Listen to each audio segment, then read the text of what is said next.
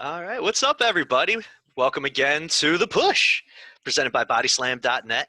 I am one half of your hosts, Dominic Mallon, of course, with my co-host and the Hefe of Bodyslam.net, Cassidy Haynes.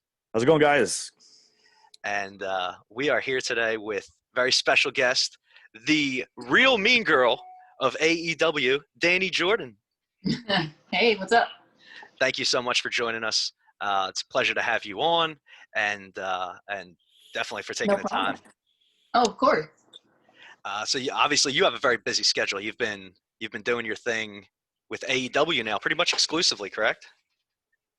Yeah, pretty much. It's the only thing I have going on right now. Okay. Well, I mean, it's not a bad thing to have going on at all, though. Yeah, right. Yeah, I'm very thankful to be doing that. At least I got something going, and it's a big deal. So.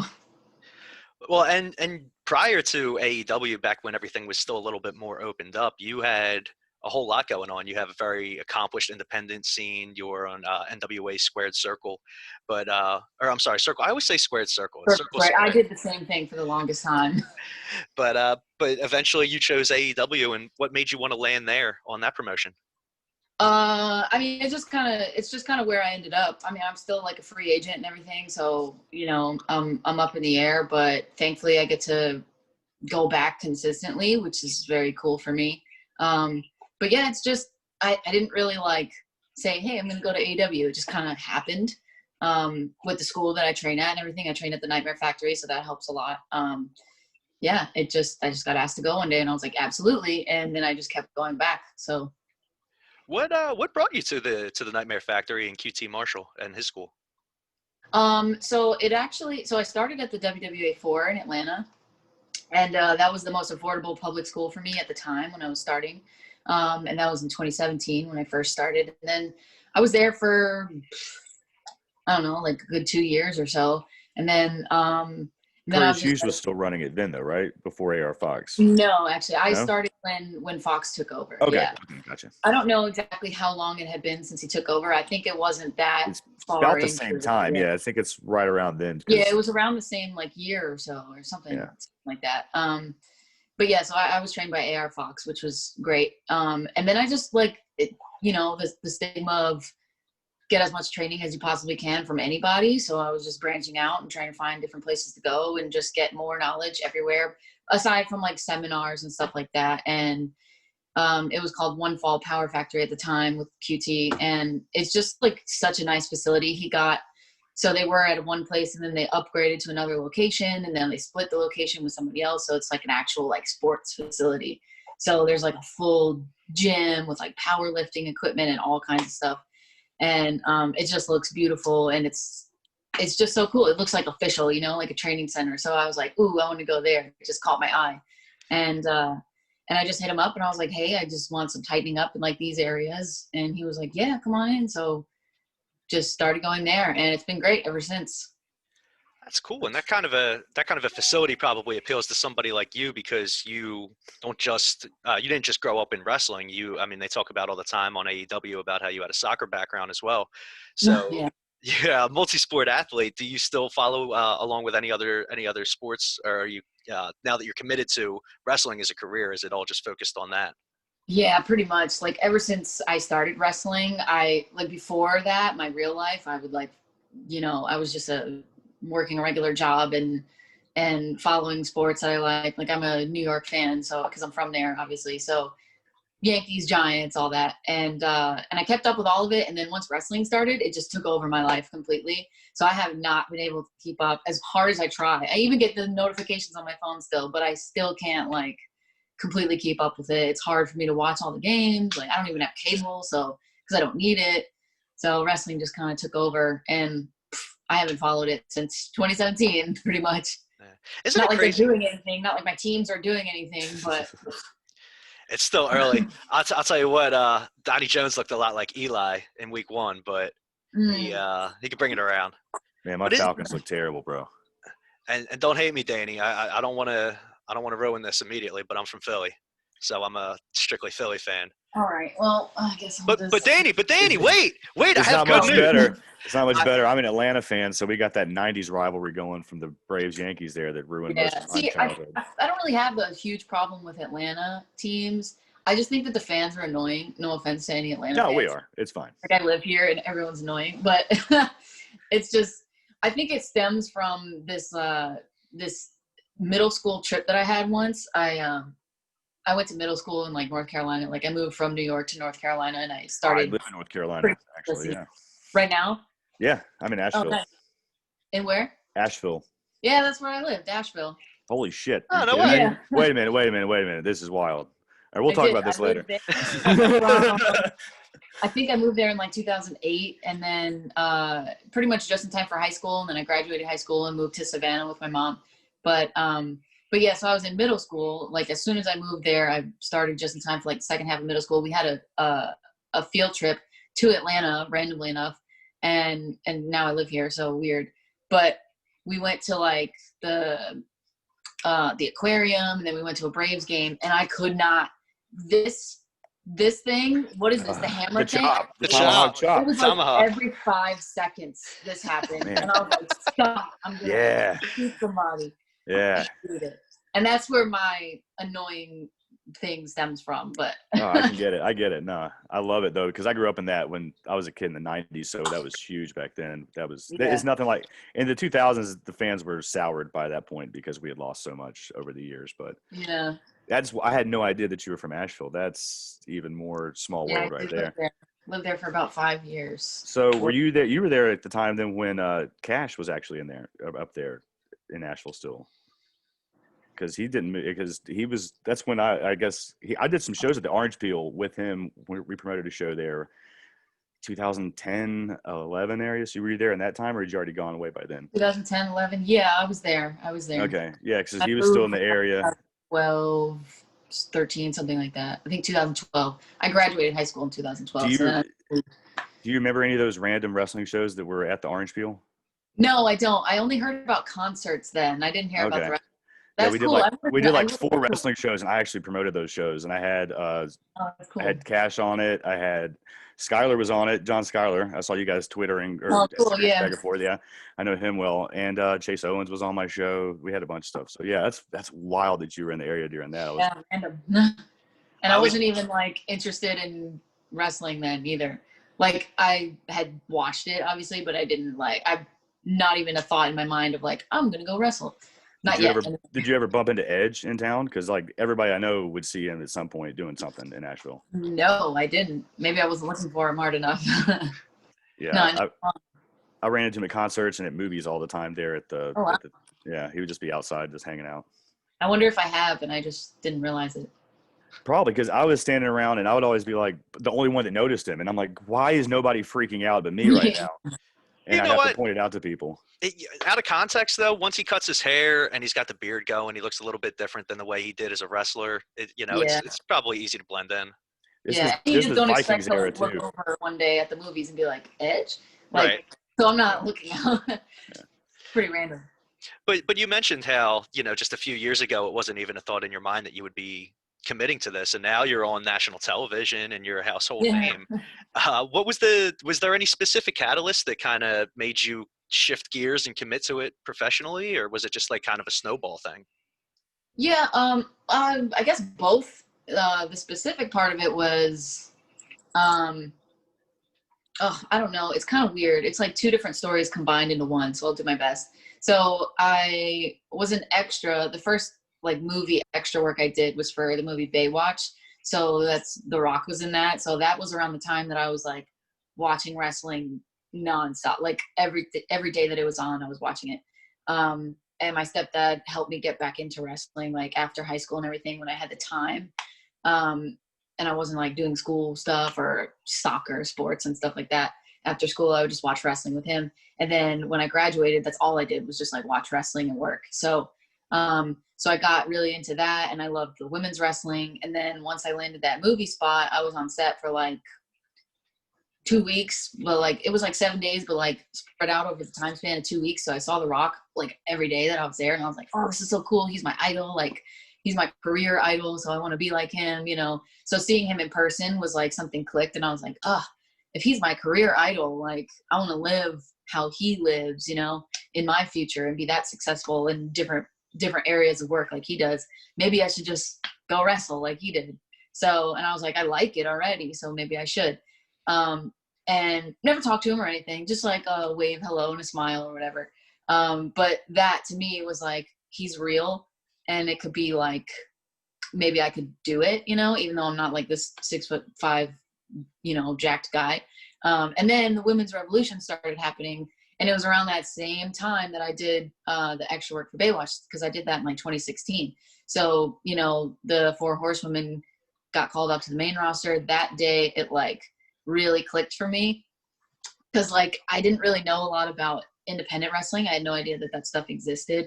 So I didn't watch a lot of NXT, but I did see the Sasha and Bailey match at TakeOver, and that was something that like made me emotional. I've never been emotional watching a wrestling match, because I was never like that into it. I just like casually watched it, but then that I was like, oh my God, I was crying. It was so like moving for me as a woman, I guess. And then, when everybody got called up that day, like Stephanie came out. Was it Stephanie? I think so. And she announced like Team PCB and like Team Bad and all this stuff. So like, the 3 of them came up, not Bailey yet, but that day specifically, I remember just sitting on my couch watching that, and I started to tear up again. And then when they unveiled like the new women's title instead of the Divas belt, all that was just so emotional for me. And I was just like, now I feel like doing this career is more realistic to me. Like I never thought I was attractive enough or athletic enough or good enough or anything like that. So I was like, it's just a silly little dream or concept that I was thinking about that I can't really do. But then after all of that, I was like, oh, maybe I really can do it. So I just Googled like how to be a wrestler, and went after all that and just found a school that was in Atlanta, moved to Atlanta for that. And here I am.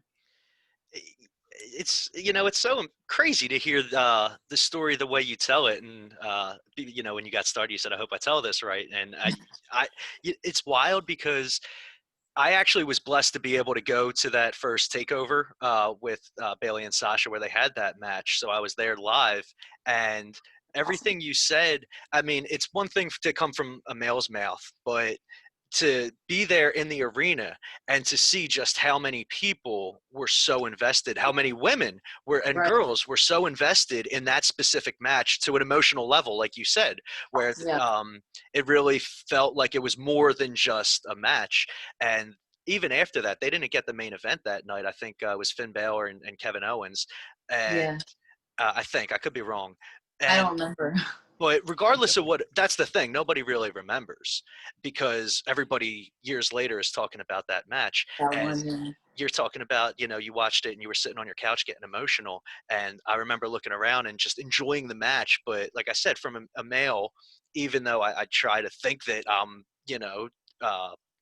taking everybody's, viewpoints into consideration, it's different when it's a female perspective looking at that, and you're looking around and just seeing how common what you just said seemed to be around just all the women at that point that were so starved to be taken seriously in the ring like that.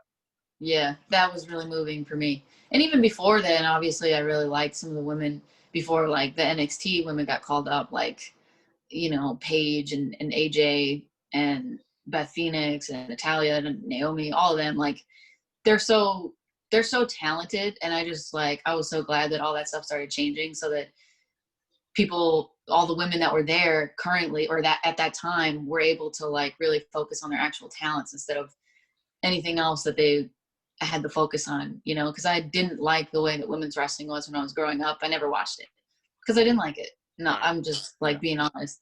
And I don't know who did at that time, but like, I was just like, this isn't, and as a kid, I was just like, ooh, this is weird. So, I can only imagine as an adult when you're watching something like that with your kid, you're like, oh no, don't look. Right. So it was uncomfortable, and then finally it started to get really respected. And I was like, this is awesome. Yeah, especially when you're growing out of that adolescent phase and you're starting to come into your own as an adult, and you realizing what, fundamental values are and things like that, and the way that people are projected and the magnitude of that. It makes it hard to really appreciate the parts of certain parts of a TV show that you do like, when you have to ignore so much of that other aspect. So I can definitely see why that would turn anybody off.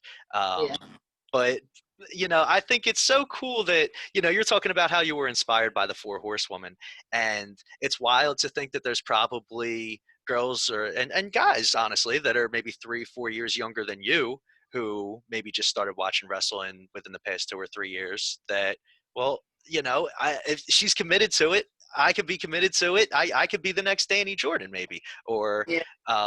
so it's I can wild. only hope. That would be something really awesome for somebody in the future to come back or to come into wrestling and then say like, oh, because of Dani, I wanted to do this, or I started to do this. That would be so cool. That's what I want in the long run, just to like inspire some people to go after something that they didn't think that they could do, I hope I'm not killing kayfabe here, because you seem so sweet. You seem so opposite of the real mean girl. Yeah, well, I kind of did that myself, so. But I'll tell you what, I already screwed up, because on your intro, I wanted to make sure that I said that you are literally the only person left on earth that I have faith and trust to be able to make fetch happen. And I screwed it up. So I just saw that now in my notes. I was like, damn, I missed it. But yeah, we prepared all weekend. We watched Mean Girls, you and I both the same night, getting ready for this. Dude, I watched Mean Girls in theaters twice. I bought this the day it came out. Yeah. I don't even have it on DVD. I have it on my phone though all the time. Yeah. So. I seriously, the day that this came out on DVD, I had my mom drive me to Best Buy to pick it up. I'm such a dork. I still, to this day, my celebrity crush is a tie between Tina Fey and Amy Poehler. But that's just me. Let's get off of me and my obsession with Mean Girls movie and get back to you. Now, is there anyone in the locker room specifically that ticks you off, or that you can't wait to just get in the ring with? Wait, that what? Is there anybody in the locker room that ticks you off, that really gets under your skin? No, not really. I don't think so. Thankfully, I'm the kind of person that gets along with like a lot of people, so Right. I don't think so. So basically, we could say that everybody's allowed to sit with you back there? No, not sit with me. That's a little too far. It's too much? Yeah, that's too. No one can sit with me unless I think you're cool or whatever, or you're wearing pink. Only on Wednesdays, though. Well, yeah, but I am the real mean girl, so I can do whatever I want. I can wear pink whenever. Yeah. What am I out here calling shots for? I make the rules, but if you're wearing pink on like Friday, I'll be like, no. But I can wear pink on Friday. Does that make sense? Of course. I'm limited in my pink apparel. I actually was going through my drawers thinking, I was like, do I even have anything that's pink right now that's not like an undershirt or something, or like a collared shirt? I would have felt like Caddy. I'm wearing like a polo that's like 8 sizes too big. But do you have anything pink? No. I don't, sadly. Yeah, I don't think there's anyone that like pisses me off or anything that I'd want to square up with in the ring specifically. So thankfully, that's good. Unless it's like one of my friends that I just think is really annoying. Speaking of that, would you see yourself maybe getting into like a Mean Girls clique and having people come in with you and kind of having your own brand going?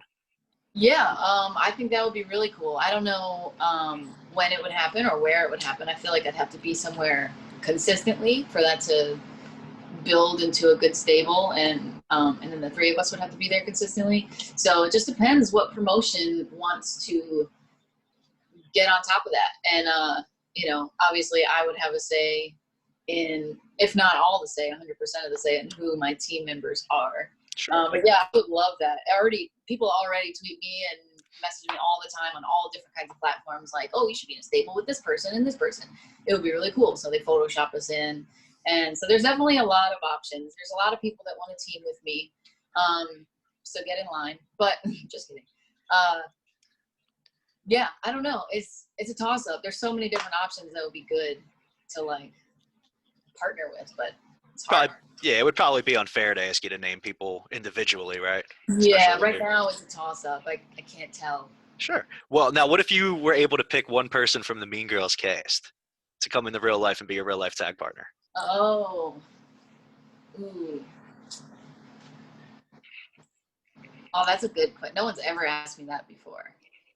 That's what I like to hear. I guess I would choose. I want to say Regina, but I don't want her to like outshine me, maybe oh my God, I would choose Damien. There you go. How could I you would choose not? Damien. Right? What? How could you not? He seems like the Right. perfect sidekick. Yeah. He's a big guy, so he could like help protect me. Right? He's funny. He's like he's a little fiery. He could definitely insult you behind your back. He'll He's get good you at planning things. right. He'll I get you think. home before curfew. Yeah. He's able to Exactly. blend in. Right. I have a very specific answer to this, and it would be Regina after the accident when her attitude is more chill, but she's a Yeah. lacrosse dynamite. Ooh, damn. That would have been a really good You can answer. take it. You can take All it. right, I'll switch my answer to that. How about you, Cass? You got a dog in this fight? You got to go with the puppet. You got to get either was it Karen or the other one, right? Or Gretchen? Gretchen. Yeah, one of the ones that you can just like make them do whatever you want if you're going to be the real True, queen bee. but Right? Karen's dumb, so we have to remember that. So she might Easier, mess up. easier to work with. Gretchen is like a weird fuse. You don't know when she's gonna explode. You know. Gretchen was I always my understand. favorite. She was always my favorite. Yeah, she's awesome. they're all awesome. Yeah. Just great. One thing that I definitely wanted to mention is looking up some of your indie work.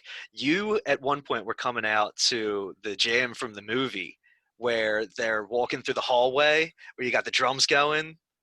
Pass that Dutch. Yeah, I think that's what it's called. Yeah. Yeah, Missy Elliott. I still come Yes, out to yes. that. At all indie shows, I come out to that. No, okay. That's Yeah, awesome because AEW, I don't choose my own music, so they do that for me. If I had a choice, it would be that. But yeah, I come out to that. I wanted to ask, what do we have to do as your fans to get in Tony Khan's ear or the people's ear to be able to get that on AEW? Because that would just it's so perfect. When I saw it on the indies, I was like, yes, that's awesome. I know, it's perfect. I don't know. It's all like copywritten too, so I think it's. I mean, we get maybe get Ruckus to make something original up for you guys. Doesn't he do most of the music? I think. Yeah, they would have to either make something that sounds like it, or and that comes with like main roster people. Like they pretty much make the music for main roster people. So I'll have to get to that level first. I'll just start tweeting Ruckus about it today. I think we talked in Baltimore. I think Dom. I think you were even there, man. I think we ran into him at Starcast. We have to. We have to mention though that at least as far as I'm concerned, I see you as main roster material. I mean, all of your dark stuff has been with the main roster highlight people. You know what I mean? And you look amazing in every match. It's not like you're getting squashed. Thank you. Your match with current with current champion Akira Shida is one of my favorite dark matches that's come out in the past few months. Oh wow, thank you. And that to me was like, since it's been so long, like that to me was. It was a good match. I loved it. I had a lot of fun in that match. I thought it was great. And I love Shida. She's great to work with.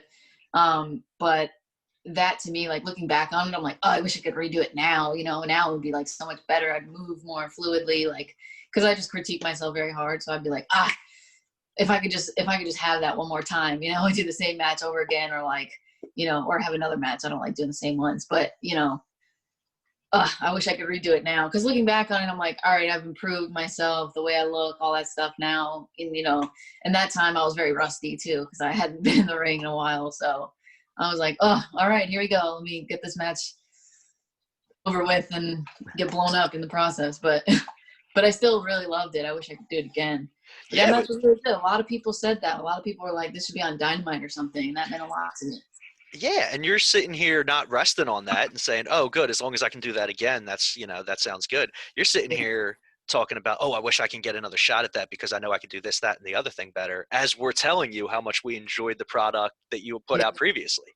So I don't think there's any other option other than success for you in the future, just with the mentality that you have and the the work that you've already proven that you can do. Thank you. Sure. What's been your favorite match that you've done so far for AEW on Dark or on Dynamite, whichever you've appeared? What's your favorite that you've been with them so far? Oh man, I don't know. I think I think that the first appearance was pretty high up there because it was with a live audience and everything. That was on Dynamite. I got Nyla Rose, so that was awesome. That was just a really cool feeling. That was the first time ever that I've been in front of that many people. Where was that one? What's that? When was that? Where was that? That was actually back in November of 2019. That was my very first appearance. I had a different gear and everything. I had like white top and black shorts. A lot of people don't realize that was me. Where was that? Which Dynamite was that? Where were you city like location? Oh, it was in Tennessee. Okay, gotcha. I think, yeah. So it was still kind of around the same area as here. So I had people in the audience that knew who I was because I was like, oh, I hope I don't go out there. No one knows who I am. But thankfully, people knew who I was and they started chanting my name. It was very cool. So that's cool. One of the top moments for me because I've never been on that platform before, and it was the very first time out there in front of that many people. And they chanted my name right before the match even started. So that's probably number one for me. If we had a live audience for these other dark matches, it would probably be a different answer. I think that match with Shida was still one of my favorites. Yeah. Oh, sorry. That's my dog. It wasn't mine this time. It's usually mine, so no worries. No. Yeah, never apologize. If we lose listeners because they don't like dogs, then they can cram it with walnuts. Here's my little blind one right here. She's gonna wave at you. My little blind red healer. And her non-blind eye is big and blue and beautiful. Oh, it's blind too. No, it's definitely blind. Just one's more blind than the other. Right. Oh. Yeah. But yeah, no. So we're dog friendly in these parts. She makes cameos all the time, so it's fine. What kind of puppy do you have? Say hey. Yeah, she just wants to, or he just wants to say hey to us. Your dog does. Yeah, no, he's just being annoying because he hears people at the door or near the door. I don't know. What kind of dog do you have, Dani? He's like a chocolate lab pit bull mix. Yeah, he's cute. He's very cute. Oh, that's adorable. My girlfriend's got one that's like pretty much the exact same kind of dog, like a mix, but like a pit bull and lab mix together, black chocolate. So cute. Yeah, he's nice and brown and very muscular. But like probably such a little cuddle bear too. Oh, he's so sweet. I love him. He's not that muscular, but he's built pretty solid. Yeah, sure. You can tell he's got pit bull in him, but he doesn't have like full pit bull in him. Yeah. He's cute. I got this guy too, my little Wookiee guy. Yeah. This is great for all the people listening. We're strictly an all dog podcast now. Yeah. Right. Yeah. But I would show you mine, but he's lazy and he doesn't want to get up. That's okay. Yeah, I was gonna say you probably don't want to either, right? But one thing that I loved seeing recently was, and maybe it was because a lot of the matches that I were watching were back on replay too as I was going through this. But one of the things that I love seeing over the past few months with Taz doing commentary on Dark is how quickly he's been put over, or how quickly he's been sold on you. And I forget which match it was. You came out and he didn't even get what the burn book was. And I'm sitting there yelling at my screen like, Taz, shut up. You're missing the whole point of this girl. And one of the more recent ones, he's complaining about how they're not talking about which part of Long Island you're from and giving you enough credit for that. Oh, yeah. Was that recent again? I thought it was it might have been with the Sheeta match, actually. Yeah, I remember him saying that. And then I was like, all right, next time if I go back again, I'll make sure that they announce me for my hometown just for him. But then I forgot. So maybe it wasn't necessarily as much recently, but it was over a very short period of time. He went I do remember that. Maybe I'll if I get another chance, maybe I'll do it the next time. I'll say, hey, it's this. But I just thought that spoke to just how well you're doing in the ring and just in general how you're coming across that quickly he's noticing you that much more and you're sticking out to him. But yeah, it's cool for me. I really like Taz. Yeah. I gotta ask, what are you doing? I'm sure there's probably not a lot of days like this, but it's a general question I like asking. If you ever have a day with no responsibilities or any agenda or anything like that, how do you like to spend it? I love my alone time. So I like to, just kind of hang around the house. I'll go work out, obviously, but, because I got to stay on top of that. Some days I just don't work out, if it's a rest day or something and I have nothing else to do, if I don't have training or anything like that. Like today specifically, I have pretty much just this, and then I can just go work out and maybe get some groceries or something. But other than that, just kind of stay home and watch TV. I don't really go out and do anything, especially right now with all the stuff going on in the world. I can't go out that much. Not like I do anyways, but yeah, maybe I'll just like go roam around, like get some time outside, just be outside a little bit. But other than that, I'm pretty much a homebody, and I like to just be inside and watch my shows or movies or whatever. Well, that Atlanta traffic's no fun anyway. Yeah, that too. Horrible. That too. It's not the best. What are you watching? Go I'm ahead. from out the Marietta area, so like we're a little bit further out. That's where my family's from, so it's a little bit better. But man, still, Yeah. I just take you 2 hours to get anywhere down there, man. Yeah. It's rough. What are you watching right now? You binging anything? This is gonna sound lame. Well, no, it's not. Don't judge me. I was watching, which I just finished yesterday, this show called High School Musical: The Musical: The Series, and it was on Disney Plus. Okay. So yeah, one of my friends told me about it, and it's a hidden gem. It's a really cute show. It's not with the original High School Musical cast. It's with these other kids who pretty much play like their actual ages. Like they're actually that age in the show. It's like almost like dramatic. It's kind of like Glee or like Degrassi, like for kids. But it's really good. It's really intense. They're good actors as those kids. So it was cool. I just finished that. I watched Shameless. I'm still watching the latest season of that. I don't know. I just watched a couple movies. I got you. I'm a played nerd myself, to be honest. I never really got into the High School Musical movies, but anything Disney related is right up my alley. Yeah. I sometimes go into, I mostly watch comedy, so I just named two things that aren't comedy, but I mostly just watch comedy stuff, like funny movies, funny TV shows, which that's like right up my alley. Like stupid stuff, like movies, probably like Adam Sandler or like Seth Rogen kind of movies. Like those are really funny to me. Anything with like any Saturday Night Live cast members in it, I'm watching it. Shows, movies, whichever. Did you see The Wrong Missy? Oh yeah. Oh, I loved it. That was funny. That one was good. What about Palm Springs? Did you check that out on Hulu with Andy? Yeah. Oh, that was a good one too. Yeah, Trying to name off Saturday Night Live people. That one was cool. There's so many movies that are like that. I was like, oh, this is weird, but they did it differently, so it was still good. Yeah. Anything with Saturday Night Live cast members, I'm watching it. But right now I was just on like the dramatic ones. So. You know what's funny? I never liked Jimmy Fallon when he was on SNL. It wasn't until after he came off SNL where I really came around, and now I love him. Now I think he's amazing. Yeah.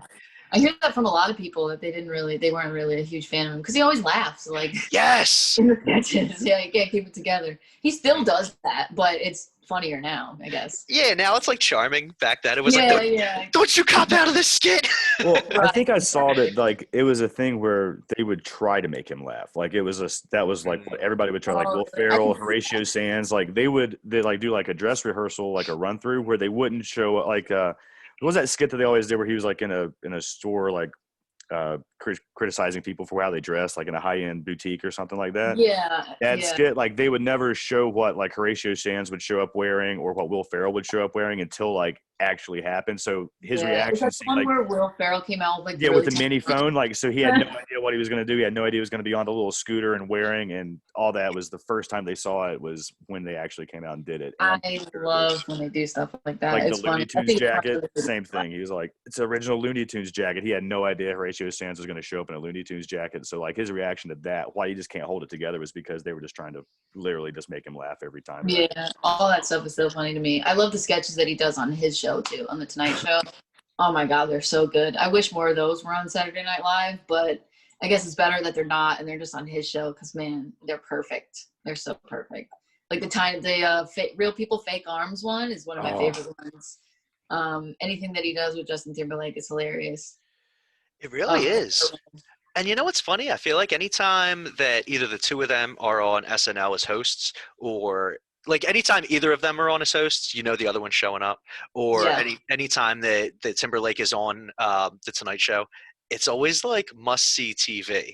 You know, it's the only time that like I feel like if you're not already going to watch late night TV, you want to set your DVR or you want to stay up and watch it. Just like, oh, that's good. Yeah, you can't miss them. They're really funny. The stuff that they did for quarantine was good too. where they had like where they were calling each other back and forth or something. I forget. It's been a while, but yeah, it's funny. It's on their Instagram pages. Right. I hope that they come back with SNL soon. I saw recently that there was a big, it was like the news was that they refused to give any news about when they're coming back. So that doesn't look too good. Yeah, I know. I miss it so much. They were doing well with the at-home stuff, but I guess it was like hit or miss, because it's still awkward doing at-home sketches. But they did some funny ones. Oh, and then Jimmy Fallon did an at-home one, which was really funny with what was that? It was a Zoom call. They just had people coming in and out throughout, right? Yeah, I just forget. I forget who it was. It was really funny though. I'll have to look it up and watch it. But I loved the Kate McKinnon RBG workout video that she was doing from home. I love Kate McKinnon. She's so funny. Absolutely. She's so funny. She might be my favorite right now, as far as who's on there right now as Karen K. She's a good one. They have their women's cast is like on point. Like once they switched over to all that, because they went through like a rough patch, but then I think it was around like, oh my God, what age was I? It was probably around like 2013, 2014 or something where they started to like really pick up, maybe even 2015 when like they got the whole new cast and like it was like Cecily Strong came in, A.D. Bryant, and then Kate McKinnon and all these other people came in. They were so funny. Melissa Villaseñor, she's my favorite. I forgot about her. Oh yeah, who doesn't? Yeah. I think Kate McKinnon is probably like universally understood to be the most talented. But my personal favorite is Melissa Villaseñor, and she was actually supposed to do a weekend of shows in Philly, and she had to just cancel last minute. Kate McKinnon movie. Did you see? Was it Rough Night or whatever? Oh my God, yes. The remake of Very Bad Things. Did you ever see the original Very Bad Things, the male version of that? Yes. Yeah. No. With Jeremy Piven, Christian Slater, Jeremy Piven, Daniel. Is it the guy from the Wet Bandits? Whatever, isn't it? Daniel Stern. Okay. I didn't know that Rough Night was a remake of that. Yeah, if you think about it, it's the exact same thing. Instead of a bachelor party that goes wrong where they killed a hooker, it's opposite. Spoiler. It's the exact same thing. Oh, come on. We all have seen the movie. Not Danny.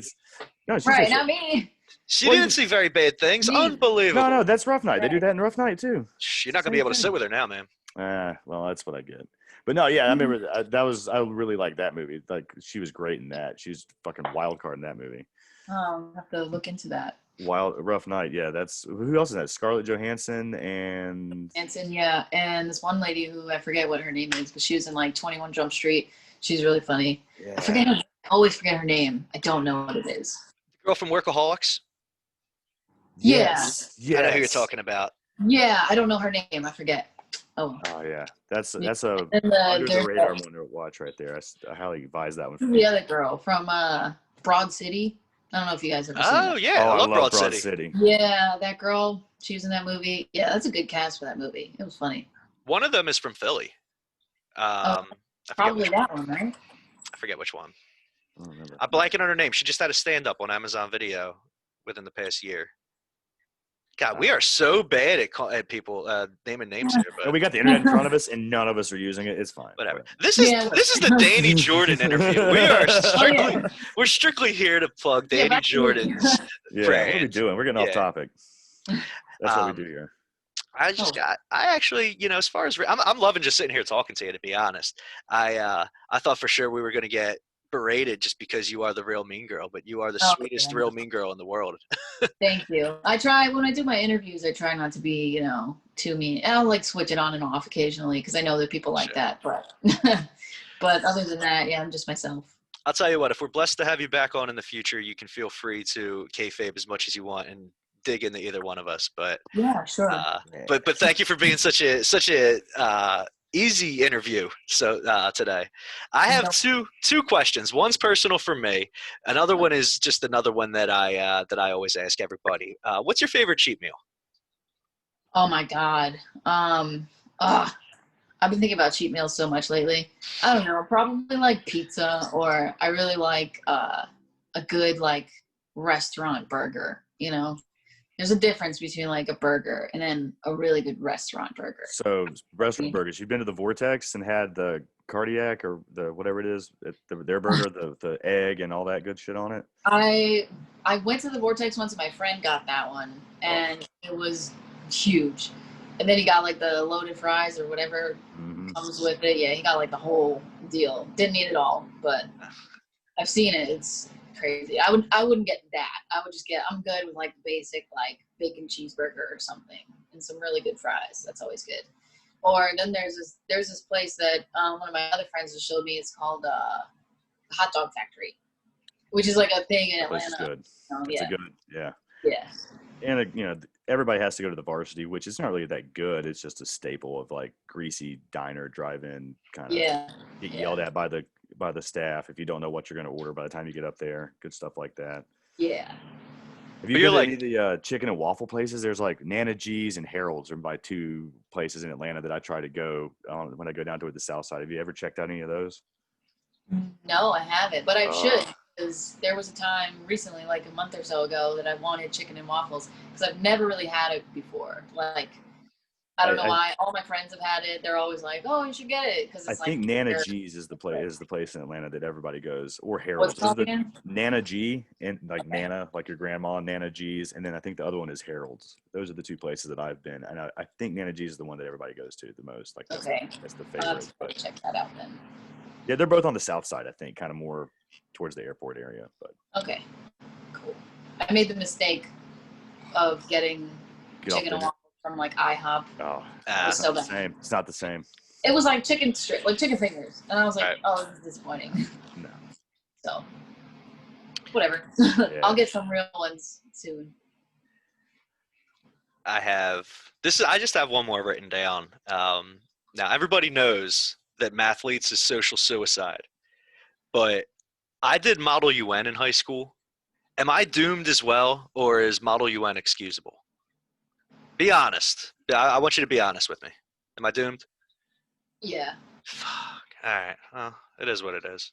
But you're my lawyer, so I'm gonna go the other way. Like as my lawyer, I kind of want you to be walking that path instead of to be doing the until, like I said, until I pass the bar, I'm only lawyer-ish. But that means I can be the brains, but you got to be the face, because we can't have somebody as nerdy as me as the face of the pod. I mean, my reputation is not the best for the face of this, but hey, I mean. But I guess that's why you have me, right? Yeah, I got you. You got to clean me up, man. I keep getting told I'm the Hunter S. Thompson of wrestling journalism. That's because you tell me to call you that. That's what people call me, and I'm like, are you insulting me or not? Because I'm taking it as a compliment, and then they don't go out and have fun with me afterwards at these conventions. And I'm like, you guys suck. Whatever. Anyway. I miss hanging out with the AEW guys, man. Like I went to going every week, every month to something, hanging out with like Rick and Jack and Angelico and all my boys, man. I haven't seen anybody since February in Chicago. This is killing me. I'm dying. It's killing me. I keep asking Rick and all these guys, like, when can I get in? What are we going to get down there? But they haven't not. Oh. It's only the ticket, man. And tickets are going like quick, man. And they get the resellers are jacking the prices up. And I'm like, I don't think I'm going to spend that. A lot of people in too, so I'm probably going to see that. Yeah.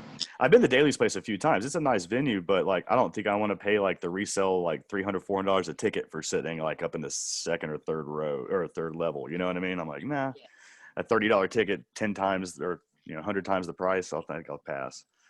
But, yeah, it's unfortunate. That venue really does look cool, though. It's great. I really enjoy it. It is nice. It's just really hot. Yeah. I hate it. But it's nice. It was hot last summer. I hadn't been this summer. Last summer we went. I guess it was Fight for the Fallen that was out there last summer, and it was real hot that day too. It was like in the upper 90s, and I was melting. Well, I was drunk too. I was melting by the time I got out there. It's like I just walked from like the car into the parking or into the venue, and I'm just like dripping in sweat already. It's gross. They mentioned that the heat index inside the ring during the last pay-per-view was like 114, 116 degrees or something insane like that. And under the lights too. You got the lights. You said the pay-per-view? Yeah. Yeah. I wasn't there for that, but I heard everybody was like, "Oh my god, the pay-per-view sucked because it was so hot." Right. I can only imagine because it's hot when I go all the time, and just because I wasn't there for like that one weekend, I can't imagine. Like. Yeah, really I guess sad. it's got to be hard to air condition it because it's open air, and Yeah, you you can't can't. just You you just can't put miss the ring because then it's too slippery for people to Matt work. Seidel will fall down. Yeah, I don't think Oh, poor that Matt. they can really do anything because it's an Right. open. So I mean, there's nowhere. Yeah, there's nowhere for it to go. It It would just never stay in. But I'll tell you what, it makes for such a beautiful image on TV when you're watching, especially this time of year when it starts to be sunset around when it's coming on, and You you can just Yeah. see see it. you Oh, see the yeah. sun setting in the background as the show's going on. It really is beautiful. Yeah, that looked really good. Any Yeah. any other questions, Cass, that you have for the lady while we have her here? No, I think I'm good right now, man. I think we covered pretty much everything I had written down too. But no, I mean, what about you, man? You got anything else off the top of your head? We off the top of I mean every question that I had written down, we either got through, or Danny, you just did such an awesome job. You answered it on your own without me even asking it. I could keep you here all day because I'm just having such an awesome time just chatting with you. But I know you're a busy lady; you got a lot to do. Yes. So we can wrap it up, and just We'd love thank to you. have you on again in the future too, of course. Yeah, sure. doors always Um, open. Thank you so much for giving us the time today, problem. and we're gonna have a lot of fun watching you in the future. Cool. Well, thank you. And Well, everybody else, to tell us where to follow you on social media. Give us your plugs. Push everything you got there. We are the Push. It's the Push podcast. So push all your stuff. Yeah. I was gonna say we'll link everything down too. But yeah, where can we find you? Yeah, cool. So, all right. So I'm getting a lot more followers lately, so that's cool. I just hit 10K on Twitter, so follow me there. Nice. Yeah, I think I'm at like 10.2 now, so that's cool. There you go. That is, I think the tag is just at Dani Jordyn. I think it's just that, plain and simple, DANI JORDYN, not AN. And then Instagram is just at Dani J, pretty simple, DANIJ. I don't have a Facebook fan page for you guys, but I have a pro wrestling tees store also. Just search my name in there. I got 2 shirts available for now. Hopefully I have more coming out soon. I just got to design something up real quick. But yeah, those are pretty much it. Awesome. That's how I'm gonna add more pink into my wardrobe. Is I'm getting on pro wrestling tees. I'm getting that Mean Girls T-shirt that you have going. Yeah.